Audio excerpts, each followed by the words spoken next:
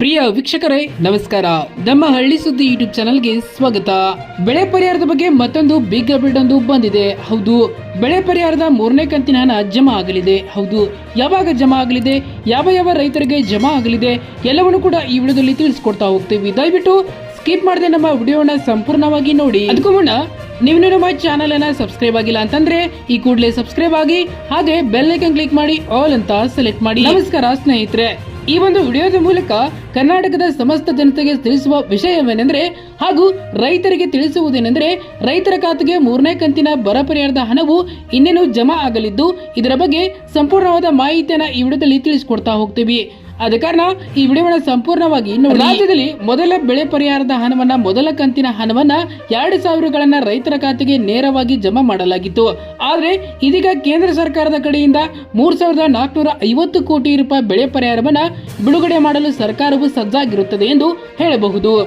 ಕೇಂದ್ರ ಸರ್ಕಾರವು ನಿಗದಿಪಡಿಸಿರುವ ಪ್ರಕಾರ ರೈತರ ಖಾತೆಗೆ 2ನೇ ಕಂತನ್ನ ಬೆಳೆ ಪರಿಹಾರವು ಜಮಾ ಮಾಡಲಾಗಿದ್ದು, ಈಗಾಗಲೇ ಎಲ್ಲರ ಖಾತೆಗೂ ಹಣ ಜಮಾ ಆಗಿರುತ್ತದೆ ಎಂದು ಭಾವಿಸುತ್ತೇನೆ. ಇದೀಗ ರೈತರು 3ನೇ ಕಂತಿನ ಬರ ಪರಿಹಾರದತ್ತ ಗಮನ ಹರಿಸುತ್ತಿದ್ದಾರೆ ಎಂದು ತಪ್ಪಾಗಲಾರದು.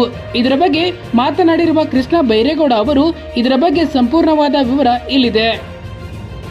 3ನೇ ಕಂತಿನ ಬೆಳೆ ಪರಿಹಾರವನ್ನ ಜಮಾ ಮಾಡುವುದರ ಬಗ್ಗೆ ಸಚಿವ ಕೃಷ್ಣ ಬೈರೇಗೌಡ ಅವರು ಮಾತನಾಡಿದ್ದು, ಈಗಾಗಲೇ ನಿಮಗೆ ತಿಳಿದಿರುವ ಹಾಗೆ ಕೇಂದ್ರ ಸರ್ಕಾರದಿಂದ 3,450 ಕೋಟಿ ರೂಪಾಯಿ ರಾಜ್ಯ ಸರ್ಕಾರಕ್ಕೆ ಬಿಡುಗಡೆ ಮಾಡಲಾಗಿದ್ದು, ಈ ಹಣದಲ್ಲಿ ರೈತರ ಖಾತೆಗೆ ಹಣ ಜಮಾ ಮಾಡಲಾಗುವುದು ಎಂಬ ಮಾಹಿತಿಗಳು ತಿಳಿದು ಬರುತ್ತಿವೆ.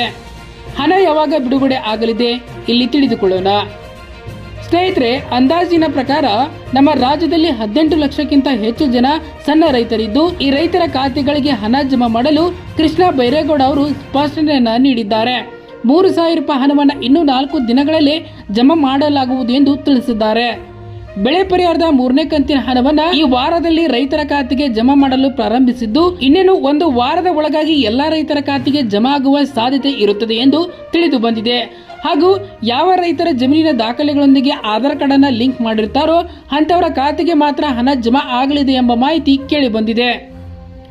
ಧನ್ಯವಾದಗಳು. ಇದೇ ರೀತಿ ಹೆಚ್ಚಿನ ಮಾಹಿತಿಗಾಗಿ ನಮ್ಮ ಹಳ್ಳಿ ಸುದ್ದಿ ಯೂಟ್ಯೂಬ್ ಚಾನಲ್ ಅನ್ನು ಸಬ್ಸ್ಕ್ರೈಬ್ ಆಗಿ.